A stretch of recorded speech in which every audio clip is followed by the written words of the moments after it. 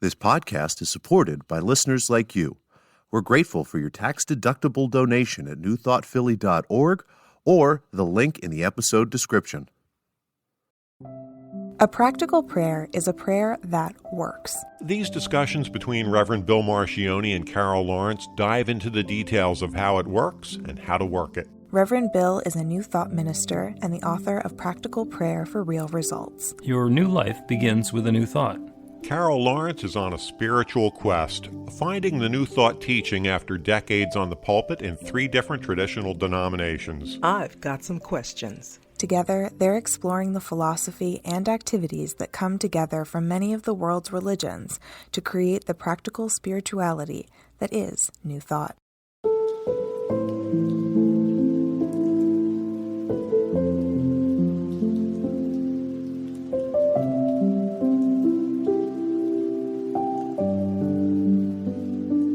Welcome to the Practical Prayer Podcast. I'm Carol Lawrence, and I'm here with Reverend Bill Marcioni. And today we're going to talk about if it's okay to pray for money. Yeah, that's a question that comes up a bunch. Is it okay to pray for money? And I'm going to ask you, Carol, first off, because you spent 35 years in other religions and practices that are not New Thought. Generally, in your background of what you came from, is it okay to pray for money? No. I'm going to paint it with a broad brush, no, because that is not humble, and money is seen a little bit differently in some of those traditions. So you wouldn't want to. So I'll just say no, and then you go from there. You'll just say no. Yeah. Okay, and I'm going to ask you to, for as much as you can, to keep your traditional religion hat on so that you can object to everything that I'm saying, because I have heard, as we say this, that it's a little presumptuous to say that, in fact, you not only can we pray for money, but if we are actually interested in money, then we have to pray for it. And furthermore, there is a notion that we will hopefully be okay with by the time we get to the end of this podcast, that money is God in action. Already there. Let's go. Okay. So the idea of money, the reason that we want to have $1 or 100 or 10,000 or whatever the amount of money is not because we want to actually have the money. So, for example, if I were to give you 1,000 pounds of $100 bills, what would you do with it? Well, I have a wealth advisor, 2 of them, on what we used to call speed dial on my phone. So if I got that, I'd call them right away. Okay. And some would go in investment, sharing, saving, of course, and I'd spend a little bit. Oh, so you take your $100 and you'd buy something with it, stocks or Sure. put it into a bank account or something. But then you wouldn't have the 100 pounds of $100 bills anymore. Correct. So you don't actually want 100 pounds of $100 bills. What you want is the value that they represent. Yes. Okay. Yes. If you were on a desert island and you needed to start a fire, it's possible that the $100 bills would be helpful in starting the fire. But that's not the sort of value we really want to get out of our cash. It's the implied value and the belief that having that stack of $100 bills gives me the ability to choose something different, to be able to wield that choice, that financial energy in a way that's going to bring something good into my life. Yes. And what we did is we used to barter. So, you were raising chickens and I was growing corn and you'd trade me some eggs for some corn or whatever it was that we were doing. I'm making shoes and you're a seamstress or whatever it happens to be. Or, people, if you're still in the spirituality business and people are going to bring their tithes over to the church, and it's going to be in the form of the stuff that they grow or that they make or that they have or whatever that happens to be. Money is a medium of exchange, where I can value my corn and you can value your eggs. And instead of having to do a direct exchange with the corn and the eggs, we do it with money. So I don't have to choose when I've got the corn available, what it is that I want to have. So money is a medium of exchange, and its value comes from our belief in the value that it has. So when you give me $100, I accept it with gratitude because I know what I can do with the $100. It's not the $100 in and of itself. It's the potential that the $100 represents. Yes, I agree 100%. So that's why because it's based in our belief. The stock market goes up, the stock market goes down, and the value of the money changes. And that is all in consciousness. It's because enough people believe that the money is worth more or it's worth less, that it becomes worth more or worth less. Yes, but you said a lot. I You did. said, yeah, you said a lot, and let's go back a little bit, because it's how money is viewed, and it's not, you gave a very practical and relevant and truthful, honest view of what money is. It's a medium of exchange. Mm-hmm. But when you talk about it from a traditional religious point of view, and this is also painting with a broad brush, money is not viewed that way. The emphasis is on you want things that money can't buy. And so if you buy things go away. They're never permanent, they're temporal. So you want to focus your attention on the things that are eternal. And I don't think anybody would disagree with that 100%. But it takes your mind off of, or it takes your thought off of, the things that you can do with money. And you're taking me to another place because there's also a reason why you want people to think that way. And it has a lot to do with power and control, because if you imagine that everybody had this wonderful consciousness of what money really is, because you made the reference to a number of pounds of $100 bills, that's all it is, because you could burn it up to help with that fire on the island and it would be nothing. But if you have that and you understand what that really is and what you really can do with that, now you are a person that can't be necessarily controlled. Do you see what I mean? Oh, yeah. So it's a whole lot more to it than just, and this is kind of an ugly way to say it, but it's a fact. If you keep people ignorant, you can keep them controlled. I agree with that, yeah. Yeah, and so there's a huge amount of that mixed in, but that's subliminal. That's subliminal, and so you don't know that in the pew necessarily. Yeah. So so the message you get is money is not good. You shouldn't want it. God will supply, and you really don't supposedly hustle for $1, because what you need is going to be supplied. Yeah, and that has much more to do with the church and the religion than it does with the spirituality. And it's one of those, I think overall, it's the good news thing about New Thought. It's a good news, bad news thing. There is always both. And as an example, I have for 10 or 15 years run New Thought team groups. And they're wonderful. It's an opportunity to engage with youth and give these principles to kids as they're growing up and coming into their own and starting their lives. And it's fabulous. And it would be so much easier to run a team group if we had hell. If I had if I could threaten them with damnation if they didn't show up. I can't get them to return a phone call or a text because they understand that they are free to choose. It's obvious to me that having that control in the organization can be really helpful. But my idea here is not to build up something that's going to serve me. My idea is that these are very powerful teachings of truth, and I want to share them. I'm giving them away. People don't need me to learn this stuff or to understand this stuff. But if I can be an avenue where somebody can come to understand it themselves, that's what it's all about as far as I'm concerned. So New Thought for me is completely separating out the control of the religious organization and the truth of the spiritual teaching. Well, that's the beauty of New Thought, and so your motives are different.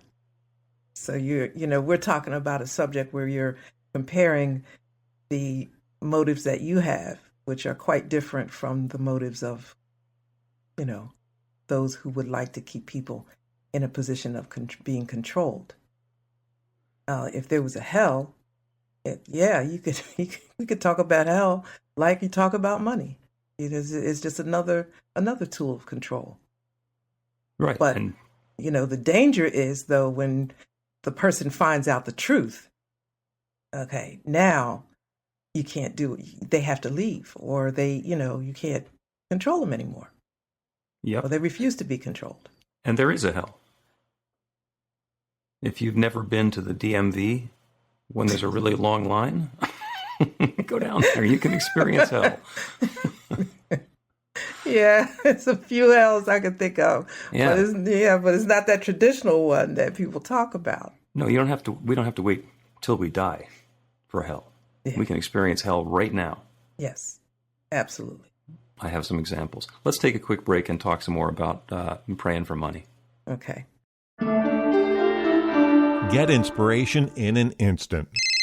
God calls are the gentle and uplifting moment of truth to help you remember that the bright light of God's love is shining right now as you. It's your God Call with Reverend Bill. Start your 2-week free trial today, and you'll get a phone call 4 times a week from Reverend Bill with an uplifting half-minute message filled with insight, wisdom, story, and fun. Let your light shine. You can answer the call to listen to it live or let it go to voicemail so you can hear it later. After the free trial, your subscription is just $5.95 a month. The details are at godcall.org. God calls are disruptive, intentionally. Whenever you write something, put on a gold star. They take you away from your routine to remind you about the truth of who you really are. They come at random times between 8:15 a.m. and 6 p.m., so you won't be expecting them. And somehow, the message is exactly what you need to hear at the time. Magic is loose in the world. It's a moment of motivation in the middle of your day. Find out more and start your 2-week free trial now at godcall.org.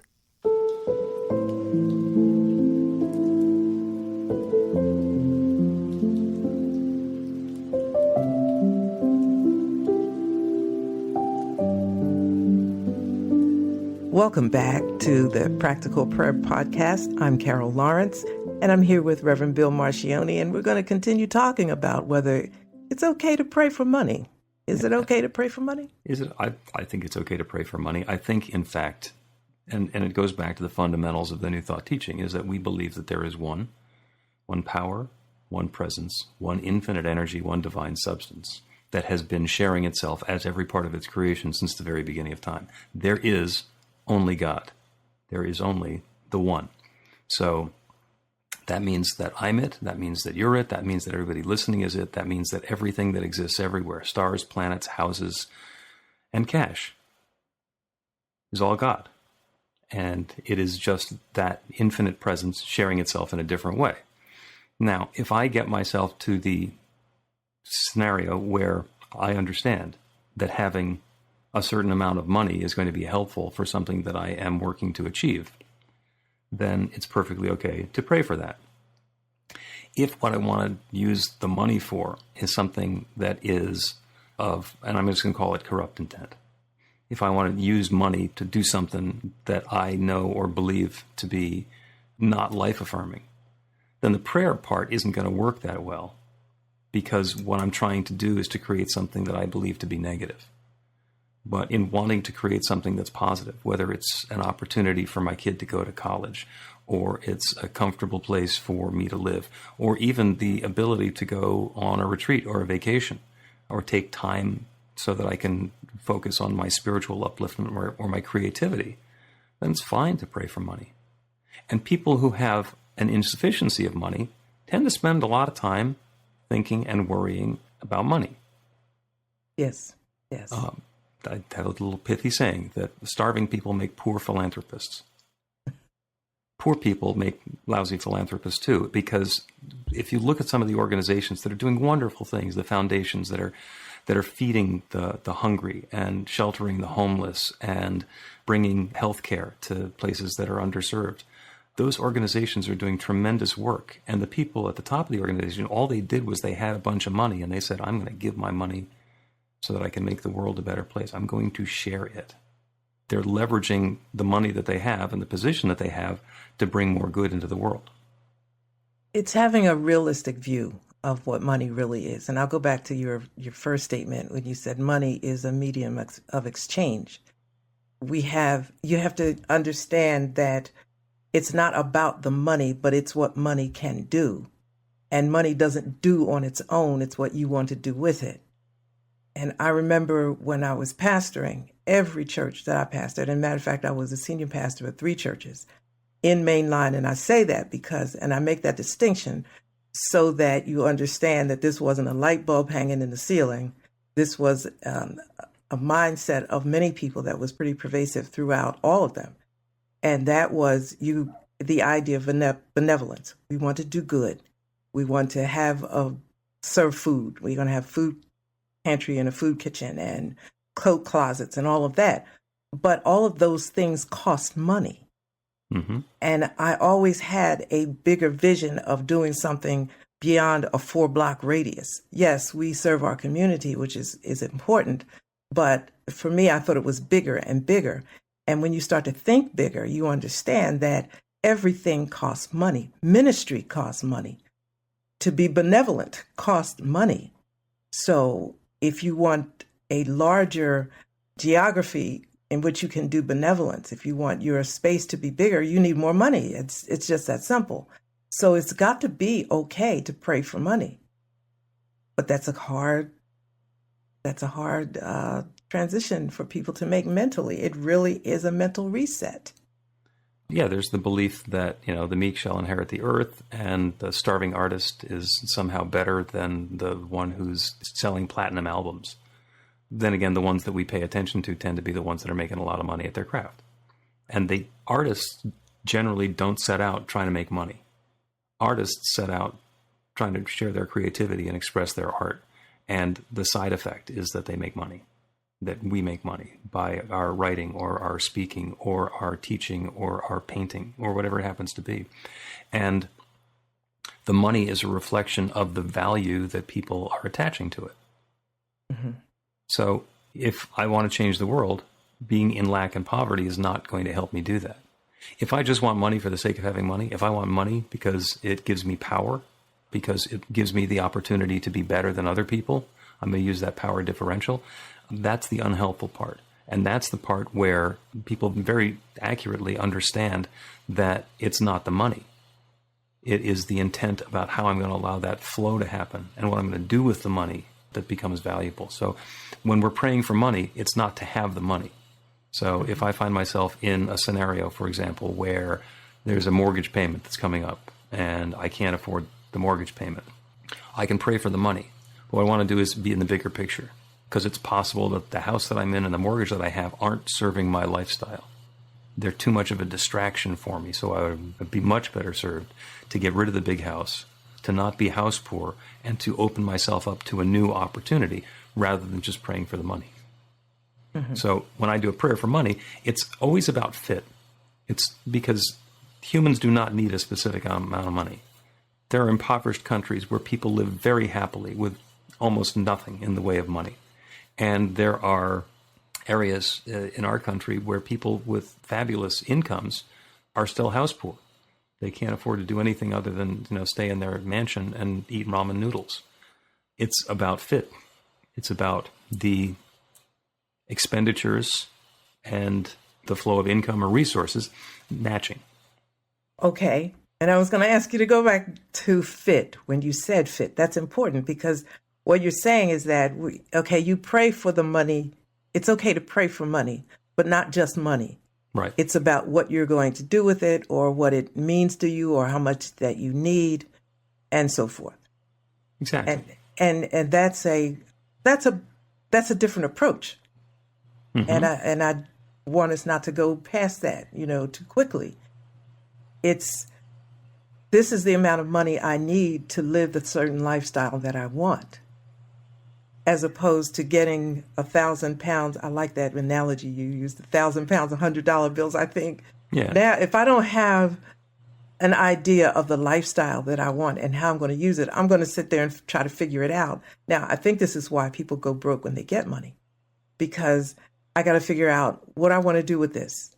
And okay, so now I'm figuring, well, I'll live this kind of lifestyle and I'll buy this and I'll buy that. And next thing you know, it's all gone because it's being used. The whole perception of having it is incorrect. Yeah. And see, the Bible says that God will supply all of our needs. And I don't see that as my need for daily bread. Of course, I'm going to get that. I'm not saying that God does not supply, if that's the way you want to look at it. But how do I know what I really need or desire? Because he also says that delight thyself in the Lord and he'll give you the desires of your heart. So I got to have like a vision of what I need or what I want in order for it to be supplied. So just to pray for supply what? Yeah, I think, and that's another one of those things in Scripture. I hadn't thought about both of those. The first one is that God will supply all your needs. And that's true, because everything that you need is something that is part of God. And the quote didn't say, will fulfill all your needs. He will give you the needs. He will give you the requirement. You will know that you need food, because God has given you the need for food. And the other one about, surrendering to God, and you'll be filled with your delights. That's the other part of it. You're being told on the one hand what it is that you need, and on the other hand, you're being given everything that will fulfill those needs and with delight. Money is not doing anything if it's just sitting there. If you get that 100 or 1,000 pounds of $100 bills, if it just sits there, then eventually it's going to get moldy and rot, or somebody's going to take it, or something's going to happen. So the first thing that we would want to do is convert it into a different form or use it to do something valuable. So I'm going to use it to buy a car, and then I'm going to be able to use that car as transportation so I can get myself to different situations and scenarios and open up new opportunities in my life, hopefully doing something that's going to be uplifting for other people. So I can go to church, or I can drive my teens to the teen group meeting, or whatever it happens to be. It's not a car for the sake of me having a really cool car and showing off how great my car is. It is an opportunity to be in the flow. And the other term for cash is currency. And like an electric current, it needs to flow. It needs to be in motion. So what we want to do is put that money into action, hopefully doing some good in the world. And there are enough people, especially very wealthy people, who are using their money for purposes of control, for purposes of perpetuating their position at the top of the economic ladder or the food chain, that's where the bad rap about money comes from. Because there are people with a lot of money who are willing to do those controlling sorts of things. We think it's the money that makes them do that. And the fact of the matter is, even when they were broke, they were doing those things, and they just happened to amass some money that lets them do it more. Absolutely. That's right. So it doesn't have anything to do with the money, which is why it's okay to pray for the money, as long as what we want to have happen with the money is something that's positive and uplifting for us and for everyone else. Which brings me back, and it seems like we always get back to this with practical prayer. You start with purpose. Mm-hmm. And in my view, that's where the work comes in. That's where, you decide, what do I need? What do I want? What are my goals? Before you even ask for anything or pray for anything.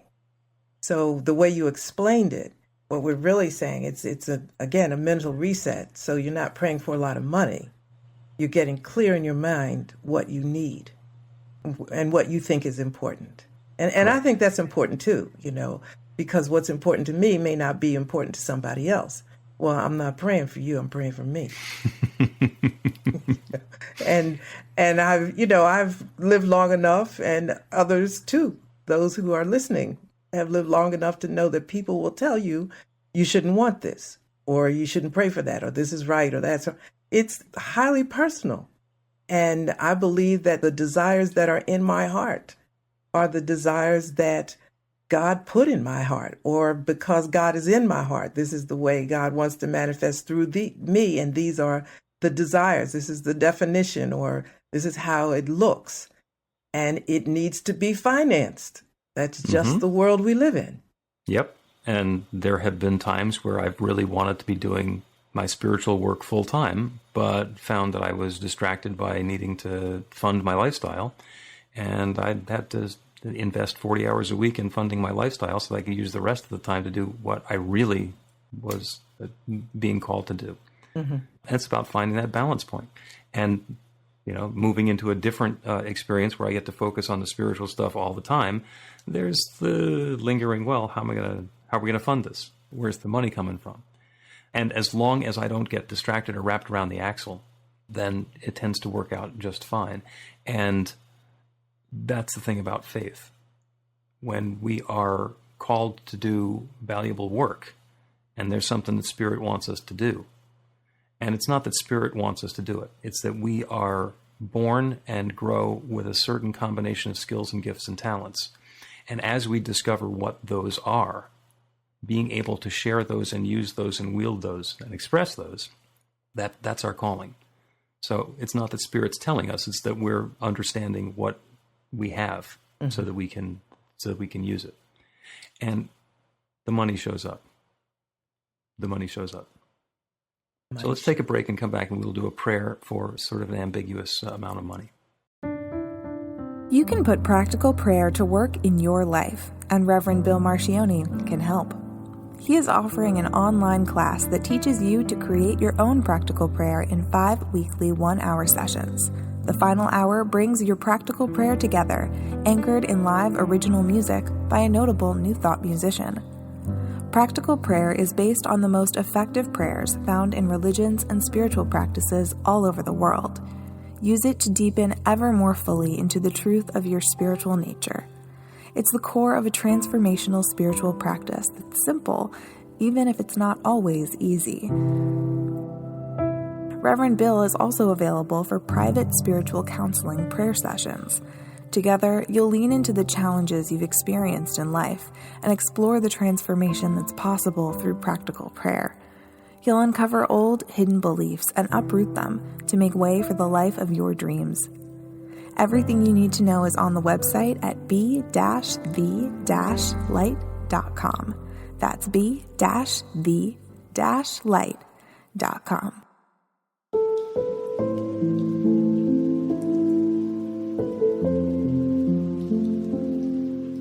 Welcome back to the Practical Prayer Podcast. I'm Carol Lawrence, and I'm here with Reverend Bill Marcioni, and we've been talking about if it's okay to pray for money.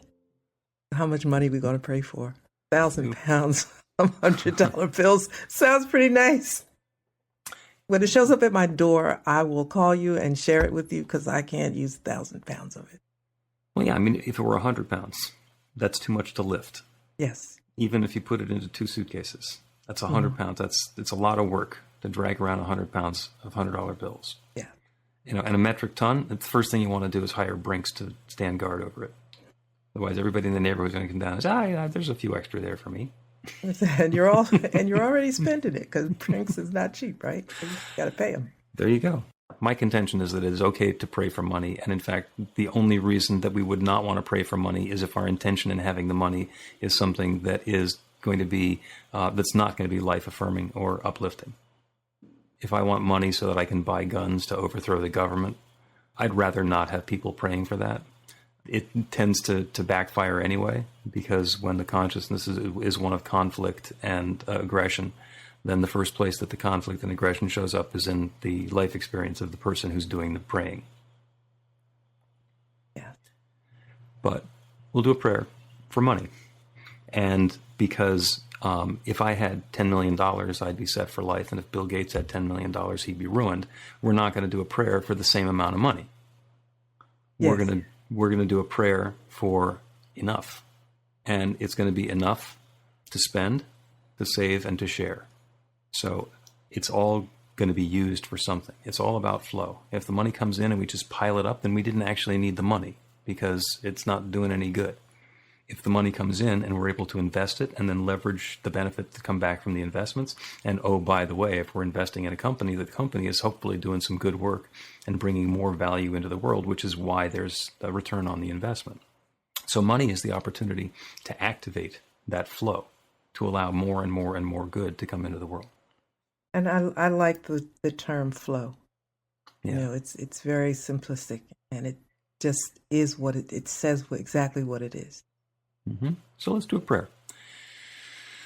And this is going to be for everybody who is listening to the prayer. So it applies equally to all. So if you're in a position where you can close your eyes, go ahead and do that.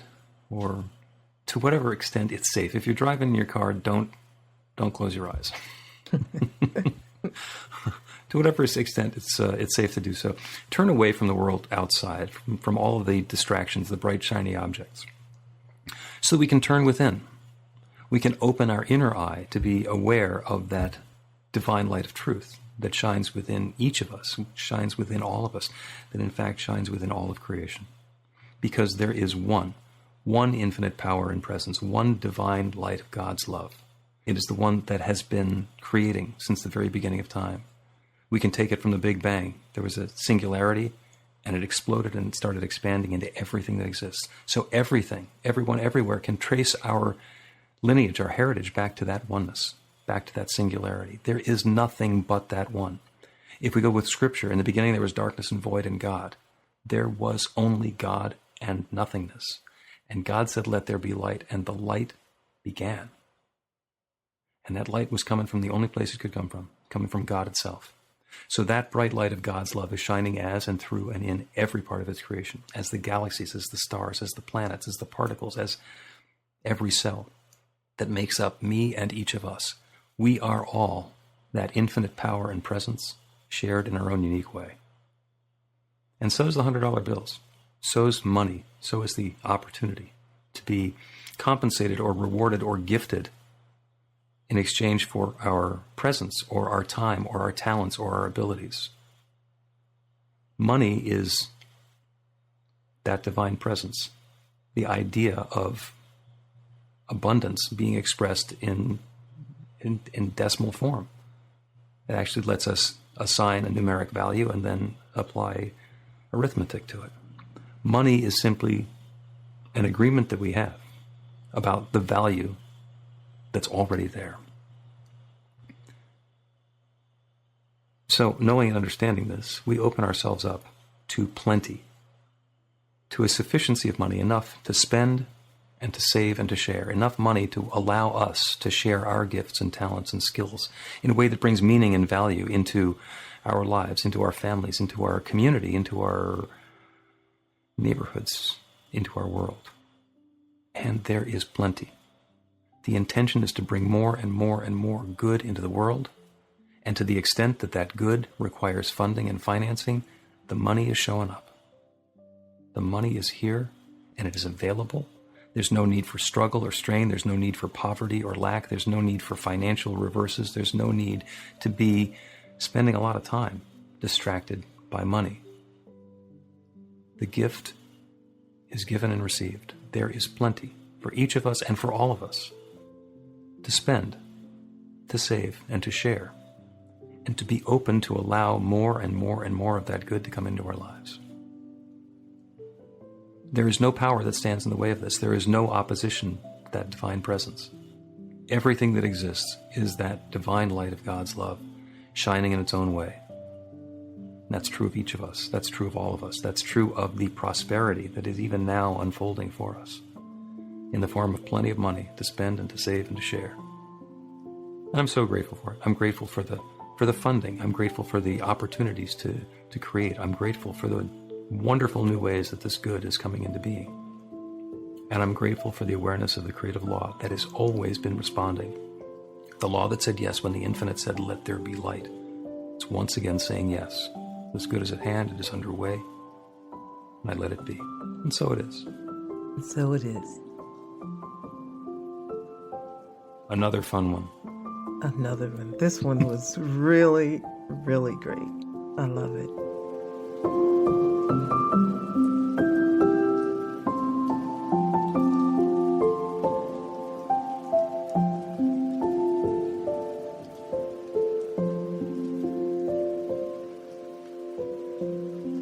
The Practical Prayer Podcast with Reverend Bill Marchioni and Carol Lawrence is a production of BeTheLight.com. be-the-light.com, where you can find more information about practical prayer for real results. Our theme is by Music of Wisdom.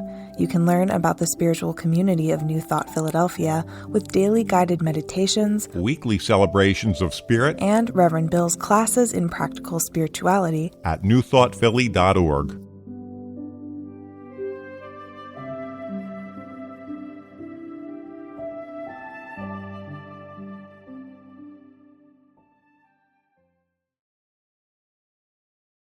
This podcast is supported by listeners like you. We're grateful for your tax-deductible donation at newthoughtphilly.org or the link in the episode description.